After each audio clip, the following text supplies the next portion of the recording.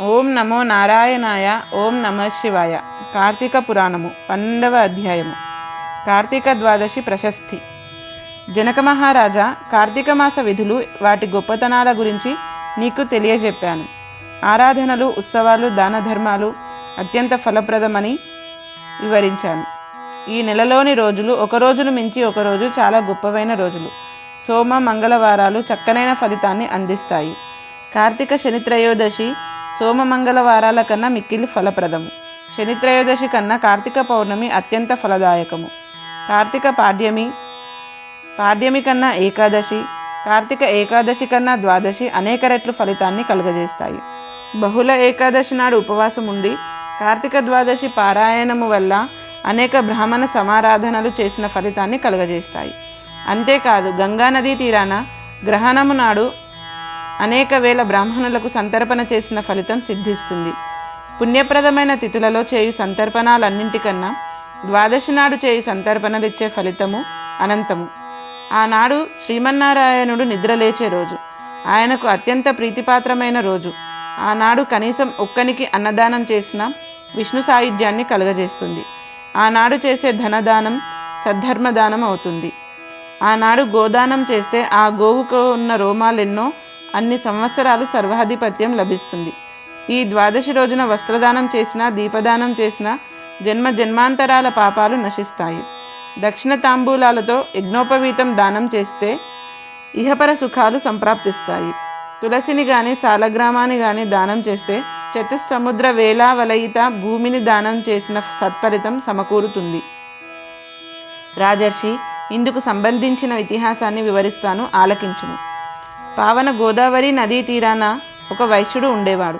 దయాదాక్షిణ్యములు, యుక్తాయుక్తములు పాటించని కఠినుడు, దురాచారుడు. అతడు పొరుగురి ఒక విప్రునకు అప్పు ఇచ్చాడు.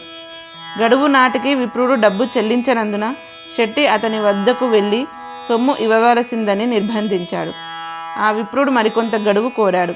అప్పు తీర్చనివాడు ఆకల్పాంతం నరకం పొందుతాడు కనుక జంతువుగానైనా పుట్టి అప్పు తీర్చుతానన్నాడు. ఆ మాటలకు ఉగ్రుడైన ఆ వణిజుడు, ఈ జన్మకు నా రుణం తీర్చవు గాని మరుజన్మమున తీర్చెదవా అని ఈసడించుచు రోషముతో వానిని కత్తితో పొడిచి వధించాడు. జరిగిన దానికి భయపడి తనను రాజభటులు పట్టుకొందురన్న భయంతో కోమటి తన గ్రామానికి పారిపోయాను. కాలం గడిచిపోయింది. ఆయువు తీరి శెట్టి మరణించాడు. యమభటులు వచ్చి వానిని తీసుకుపోయి నరకకూపంలోనికి త్రోసి చిత్రహింసల పాలు చేశారు. ఈ శెట్టికి ధర్మవీరుడనే కుమారుడు ఉన్నాడు. తండ్రి వలె కాక ధర్మకార్యములు చేస్తూ, దాన ధర్మాలు చేస్తూ, బీదలను ఆదరిస్తూ మంచి పేరు సంపాదించుకున్నాడు. ఒకనాడు నారదుడు త్రిలోక సంచారం చేస్తూ ధర్మవీరుని గ్రామానికి వచ్చి అతని ఇంటికి వచ్చాడు. మునిచంద్ర, దండ ప్రణామాలు. మీ రాక వలన నా జన్మ పావనం అయ్యింది. నా సత్కారాన్ని స్వీకరించి నన్ను అనుగ్రహించవలసినదని వేడుకున్నాడు. ఓయే ధర్మవీర, పేరుకు తగు కీర్తి ప్రతిష్టలు పొందిన దయానిధివగు నీ గురించి విన్నాను. నీకొక హితవు చెప్పాలని వచ్చాను. నీ తండ్రి నరకలోకంలో యమయాతనలు అనుభవిస్తున్నాడు. అతడికి పుణ్యగతులు కలిగించవలసిన పుత్రుడవు నీవేనని నారదుడు మాటలు విన్న ధర్మవీరుడు మదిలో సంశయించుచుండగా, ధర్మవీర, అంతటి మహాపాపికి నీ వల్ల మేలు కలుగునా అని సంశయించకు. ఇది కార్తీక మాసం. ఈ మాసంలో ద్వాదశి నాడు శాలిగ్రామం దానం చెయ్యి. నీ తండ్రి బాధలు తొలగిపోతాయి అని చెప్పాడు. అందుకు ఆ ధర్మవీరుడు చేతులు జోడించి, నారద మునీంద్ర, గోవులు, భూములు, అన్న వస్త్రాలు, నువ్వులు, బంగారము దానం చేయడం వలన పుణ్యం కలుగుతుందంటారు. శాలిగ్రామ శిలను దానం చేయడం వల్ల అంత మంచి ఫలితం కలుగుతుందంటారా? అదేమైనా ఆకలి తీరుస్తుందా, ఆర్తి తీరుస్తుందా అని ప్రశ్నించాడు. నారదుడు ఎంతగా బోధించినా ధర్మవీరుని మదికి ఆ హితవు నచ్చలేదు. నే చేసిన దానాల వల్ల నా తండ్రికి తొలగని బాధలు ఈ రాతి వల్ల కలుగునని విశ్వసించలేకున్నాను అన్నాడు. నారదుడు అతడి నుండి నిష్క్రమించాడు. ఆయువు తీరిన వెనుక మరణించిన ధర్మవీరుడు సమర్థత సంపద కలిగి ఉండి నారదుడు చెప్పిన మాటలను నిర్లక్ష్యం చేసి శాలిగ్రామ దానాన్ని నిర్వహించకపోవడం వల్ల ధర్మవీరుడు తదనంతరం పులిగా, కోతిగా, పందిగా అనేక జన్మలను అనుభవించి చివరకు ఇక సద్బ్రాహ్మణుని ఇంట స్త్రీగా జన్మించాడు. యవ్వనవతి కాగా తండ్రి ఆమెకు వివాహం చేశాడు. ఆ వరుడు మరణించి వైధవ్యం ప్రాప్తించింది.